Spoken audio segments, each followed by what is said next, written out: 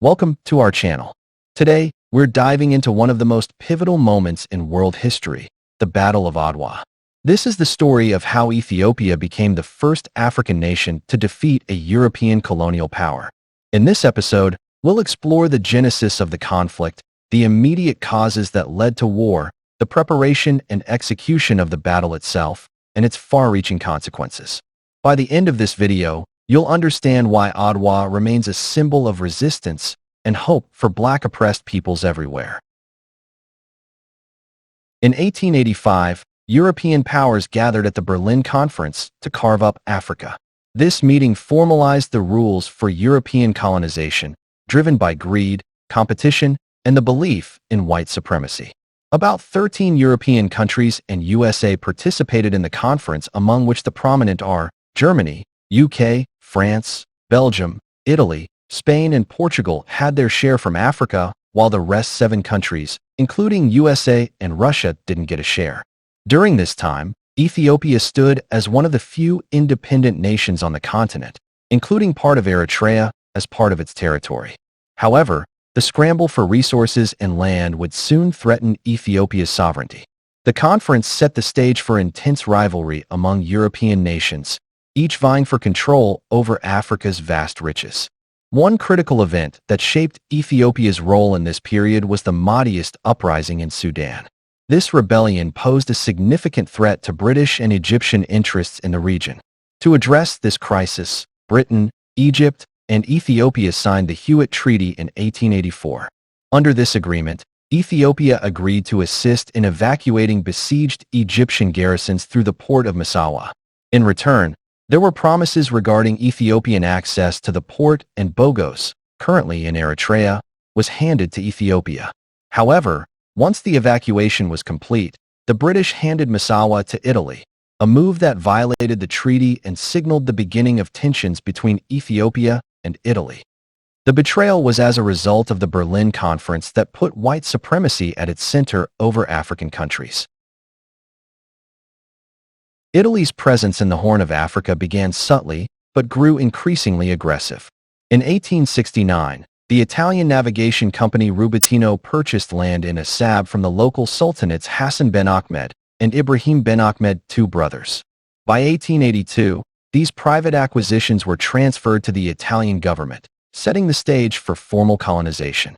With British support following the Hewitt Treaty, Italian troops landed in Massawa in 1885, establishing a military foothold along the Red Sea coast. From there, they began advancing into what is now Eritrea, then considered Ethiopian territory. This expansion did not go unchallenged. One of the earliest conflicts occurred at Dogali in January 1887.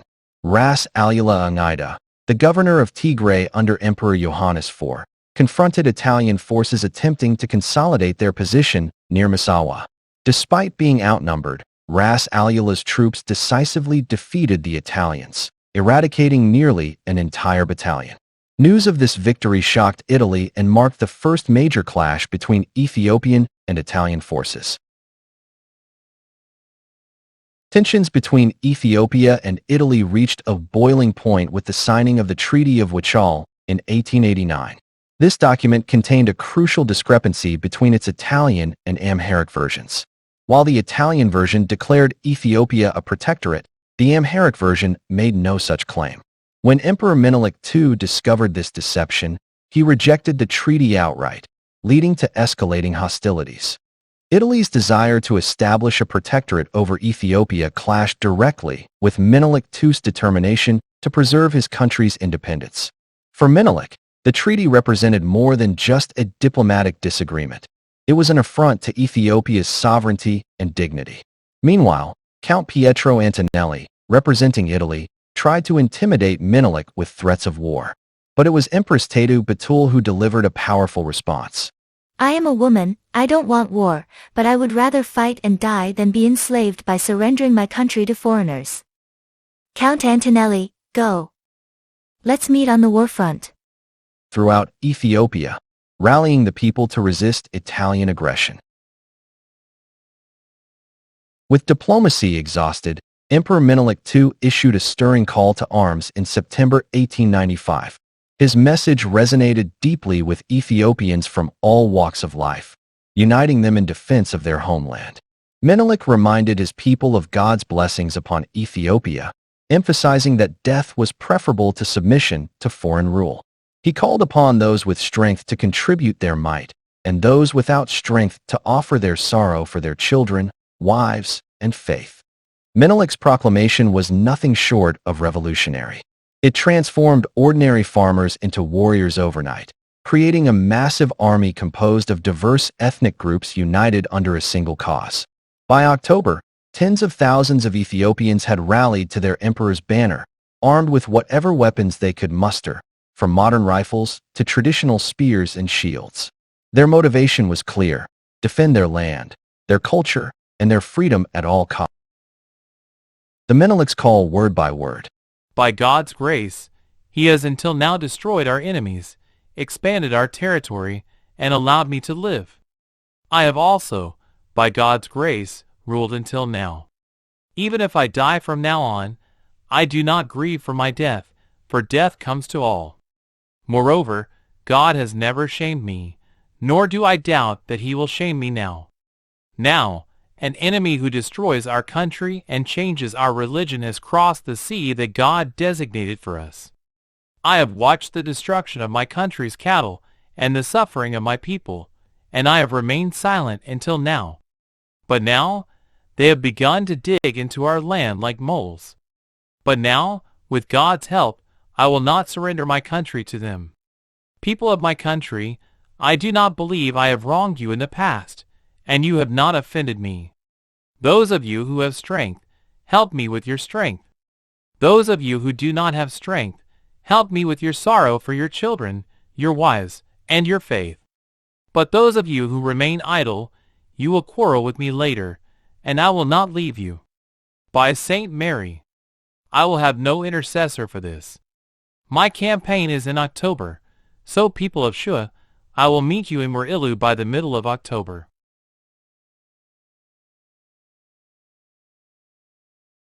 Full-scale war erupted in late 1895, with Italian forces achieving initial successes against regional leaders in Tigray.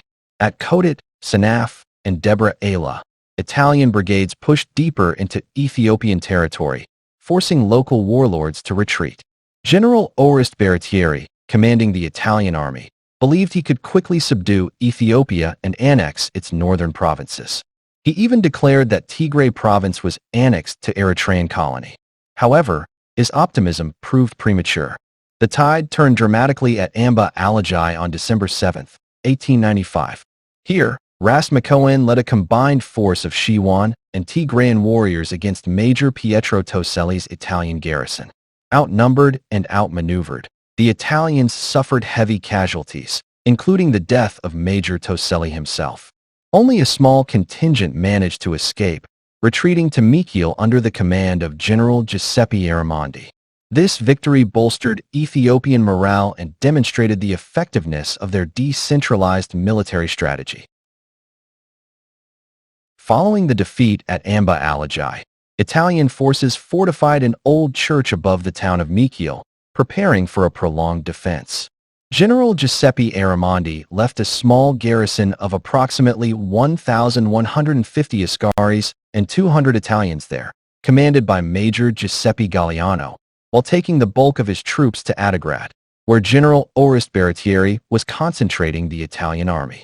Ethiopian forces, led by Ras Makoen, surrounded the fort at Mekelle on December 18, 1895. Empress Taytu Betul played a pivotal role in this siege, employing a brilliant tactic that would define her legacy. Recognizing the fort's reliance on external water supplies, she ordered her troops to cut off the flow of water to the Italian position. Without access to fresh water, the defenders were quickly weakened by dehydration and fatigue. Emperor Menelik II, known for his wisdom and compassion, extended an olive branch to the besieged Italians. He established contact with Major Galliano, offering him the opportunity to leave peacefully and return to Adigrat. However, the Italian commander initially refused, remaining defiant until the situation became unbearable. On January 21, 1896, With permission from the Italian High Command, Major Galliano agreed to surrender. In a remarkable display of mercy and magnanimity, Emperor Menelik allowed the defeated Italians to leave Mekiel with their weapons intact. He even provided them with mules and pack animals to facilitate their journey back to their main base. This act of kindness underscored Menelik's commitment to justice rather than vengeance, earning him respect both domestically and internationally. With the success at Mekiel, Emperor Menelik decided against pursuing the Italians further into Eritrea. Instead, he focused his efforts on consolidating his forces for the decisive confrontation ahead. In February 1896, Menelik marched westward toward the plateau of Adwa, gathering warriors from across Ethiopia along the way. General Orest Baratieri, fearing an invasion of Eritrea, abandoned his positions at Adigrat and moved his forces toward the Adwa region. Both sides prepared for what would become one of the most significant battles in African history, the Battle of Adwa. On March 1, 1896, the climactic Battle of Adwa unfolded in the rugged mountains north of Adwa town. Ethiopian forces, numbering over 100,000, faced off against approximately 17,000 Italians. Though vastly outnumbered, the Italians possessed superior artillery and modern weaponry. Yet, the Ethiopians held several advantages: intimate knowledge of the terrain, strong leadership, and unwavering resolve. As dawn broke, 3 Italian brigades advanced separately toward Adwa along narrow mountain paths. Their plan was to encircle and destroy the Ethiopian army. However, the dense fog and treacherous landscape worked against them. Wave after wave of Ethiopian attacks overwhelmed the Italians, cutting off communication between brigades. By mid-morning, General Baratieri realized the gravity of his situation and ordered a desperate counterattack. But it was too late. The fighting was fierce and relentless. Ethiopian warriors surged forward, wielding everything from rifles to swords and spears. They exploited the confusion among Italian ranks, isolating and annihilating entire units. General Albertoni's troop lost their strategic location and, found in wrong site, was easily penetrated by Ethiopians. Soon General Albertoni's forces compromised due to lateness of the reinforcement force from General Baratieri's command. At noon, General Albertoni was surrendered, and General Vittorio de Bormida forces smashed when unknowingly led into narrow valley. General Giuseppe Aramondi's forces tried to defend strongly for 3 hours, but seeing the situation, Menelik released his reserve force of 25,000 men, tipping the scales decisively in favor of the Ethiopians. Another brigade was destroyed by a devastating cavalry charge, while the remaining Italian forces were routed piecemeal. General Giuseppe Aramondi was also killed in the battle. General Baratieri ordered General Elena to cover the retreat, but before they could form up, their lines were broken by a flood of fleeing Italian soldiers and soon overwhelmed by the Ethiopian cavalry. By noon, the Italian survivors were in full retreat, leaving behind thousands of dead and wounded.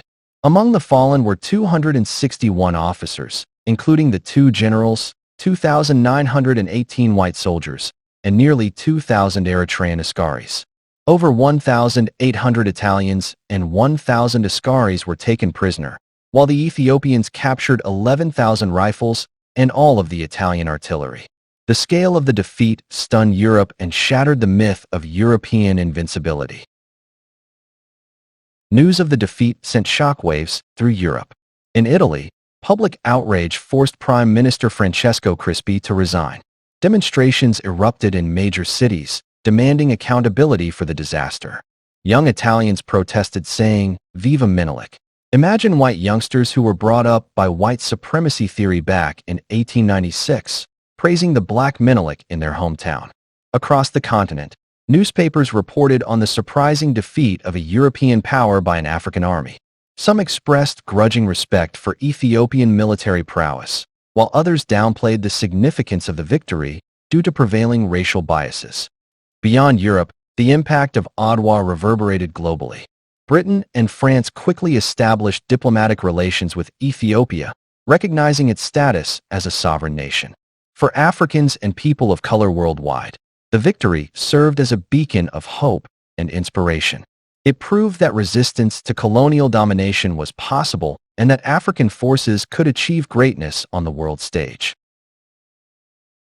The Battle of Adwa remains a defining moment in African history. It preserved Ethiopia's independence, allowing it to maintain its unique cultural and historical identity. More importantly, it inspired anti-colonial movements across the continent and beyond.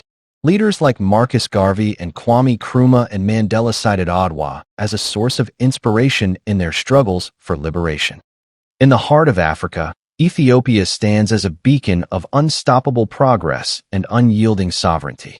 Today, it ranks among the continent's fastest-growing economies, with projections soaring to over 6.9% growth in the current fiscal year, outpacing much of the region through sheer determination and bold reforms. This spirit echoes the legendary triumph at Adwa in 1896, when Ethiopian forces crushed colonial invaders, preserving their independence against all odds.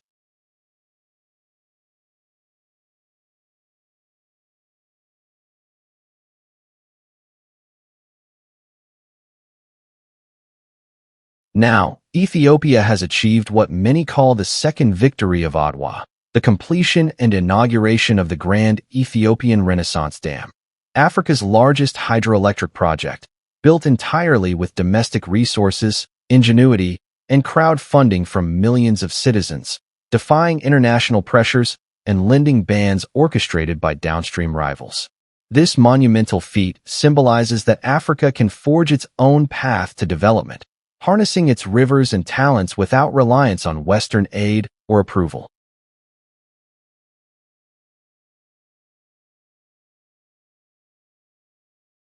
In Addis Ababa, the newly opened Adwa Victory Memorial Museum draws visitors from across the continent, reigniting inspiration from that historic 1896 resolve and reminding Africans of the power of unity and self-reliance. Here, unlike many post-colonial nations where foreign interests still dominate economies, Ethiopia remains profoundly its own, its ancient culture vibrant and intact, its unique Giza-derived script thriving, its resources, industries, buildings, and businesses proudly owned and developed by Ethiopians for Ethiopians, proving that true liberation means controlling one's destiny from the ground up. All these are as a result of the victory of Adwa. Today, Adwa stands as a testament to the power of unity and determination. It reminds us that no empire is invincible and that every people deserve freedom. As we reflect on this remarkable chapter in history, let us remember the courage and sacrifice of those who fought to defend their homeland and the enduring legacy of their triumph. The Battle of Adwa wasn't just a military triumph. It was a triumph of spirit and unity. It reminded the world that African nations could stand tall and demand equality on the global stage. Thanks for watching. Don't forget to like, subscribe, and share this video to spread the story of Ethiopia's historic victory. See you in the next episode. Till then, like, share, subscribe to my channel.